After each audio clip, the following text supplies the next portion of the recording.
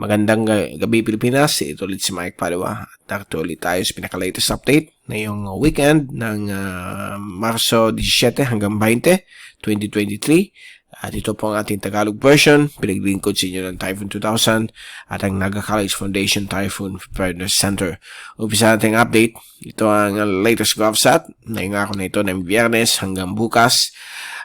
Patuloy pa rin ang mahinang amihan dito po sa Kabikulan, Visayas at Northeastern Mindanao at gayon din po sa Mimaropa at Calayan Island Group. Subalit itong hangin na ito through the weekend ay mukhang hihina na po ito at magiging very light na lang po ang hangin. At wala naman po tayong natatananawan na sama ng panahon o bagyo sa labas ng ating Philippine Air Responsibility sa susunod na 2 linggo. All clear po ang Western Pacific. Meron lang tayo dito mga usual wind troughs, surface troughs dito po sa malapit po sa Yap at Palau. Samantala, ito yung ating fast animation. So, nakikita po natin itong mga localized thunderstorms na bibigay po ng mga ulan dito po sa Visayas at Mindanao. At kasama din po ang Kabikulan. May mga maninipis na mga drizzles na inaasahan, mga patak-patak na ulan. At ito pa rin yung epekto po ng La Nina na through the hot dry season o tag-init ay may mga inaasahan po tayong mga ulan. Okay? Dahil po kahit natapos na yung La Nina, nandiyan pa rin yung epekto po ng winds ng climate system na ito. Okay? So, may mga ulan pa rin inaasahan. So, nakikita natin dito sa animation, may mga ulap po dito sa Micronesia, south of Guam. Ito po ay mga surface troughs at wind troughs. Wala naman po tayong dapat ikabahala. At ito po yung zoom in satellite animation na yung gabi. At kitang-kita po natin ang mga malalakas na mga thunderstorms sa Kabisayaan at magiging mas malakas po sa Mindanao dahil medyo mas mainit po dito at dito po nagko-converge yung mahinang amihan at hanging silanganin. Kaya nakita nyo dito malalakas na thunderstorms na yung gabi dito po sa may Caraga at gayon din po dito sa may bahagi po ng Lanao Provinces at Western Mindanao. Okay? At itong mga thunderstorms na ito, maglalast naman po ito ng 30 minutes hanggang 2 oras and then babalik naman po sa normal ang panahon. Samantala, ito po ang ating forecast mula sa European Model, courtesy of windy.com. Ito po yung wind at pressure forecast at sa sunod na 3 araw ay nasan pa rin mahinang amihan. Although pahina na po ito through the weekend. So bukas po ng Sabado, meron pa rin tayong napakahinang amihan sa may Kabikulan, Mimaropa, Visayas at Hilaga, Silangan, Mindanao. At ang gitna at katimugang Kanluran, Mindanao naman po ay magkakaroon po ng kalmado hanggang paiba-ibang direksyon ng hangin. Gayon din po dito sa may bahagi po ng Hilaga at Gitnang Luzon. May hinang hangin mula sa Silangan na inaasahan po dito sa may Batanes at Papuyong Cubao Islands. Samantala sa linggo ng hapon, inaasahan pa rin po ang mahinang amihan dito po sa Kabikulan at Visayas na magiging hanging silanganin dito po sa may Palawan at Sulu Archipelago.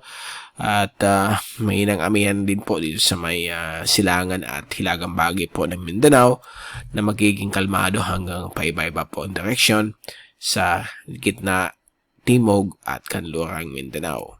Dito po sa may Luzon, lalo na po sa may Northern at Central Luzon ay magiging kalmado hanggang may hinang hangin mula sa Silangan ang inaasahan. Ngayon din po sa may dulong Hilagang Luzon kasama po ang Batanes at Pabuyan Group.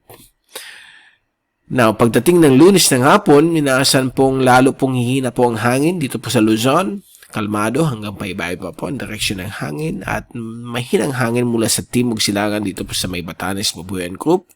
Sa Kabikulan ay magiging kalmado hanggang paiba-iba po ang direksyon ng hangin na mostly galing pa rin sa Hilagang Silangan. At Silangan naman po ang hangin dito sa may Southern Tagalog Provinces, Calabarzon, kasama po Metro Manila. At dito rin po sa Palawan at Sulu Archipelago. Samantala ang Kabisayaan, Hilaga at Silangan Mindanao ay patuloy pa rin yung hangin mula sa Hilagang Silangan o napakahinang amihan. While sa may ibang bahagi po ng Mindanao ay magiging kalmado hanggang paiba-iba po ang direksyon ng hangin. Okay, so yan po ang wind forecast. Nothing new, nothing unusual. At papunta na po tayo tinatawag nating spring equinox na magiging equal ang gabi at daylight. Okay, yung number of hours ng daylight at nighttime. At bago tayong paalam, ito ulit yung rainfall forecast accumulation susunod na 3 araw hanggang Linggo at Lunes. At nakita po natin dito na ang bulk ng mga ulan ay unti-unting bumababa at nandito na lang po sa may silangan na bahagi po ng Visayas, lalo na po sa may eastern coastal areas ng Samar at Leyte, at gayon din po sa may Caraga. Lalong-lalo na dito sa may Siargao at Dinagat Islands, magiging malalakas po dyan mga thunderstorms throughout the weekend at sa iba't ibang bahagi po ng Mindanao. At gayon din po, may mga pailan-ilan pong mga isolated rain showers and thunderstorms na inaasahan din po sa may Central at Western Mindanao at dito rin po sa bulubundukin po ng Oriental Mindoro sa may Mount Halcon, may mga inaasahan po dyan mga localized o mountain rainfall. Okay? So, yan po ang ating forecast. Okay naman po sa Luzon. Medyo tuyo ang panahon. At dyan muna natin itatapos ang ating update. At babalik ulit tayo sa susunod na linggo. Ito ulit si Mike Padua. Nagpapaalam sa inyong lahat. At happy weekend. Stay safe always. Lagi po mag-ingat. At maraming salamat po sa pagpanood nyo sa aking channel.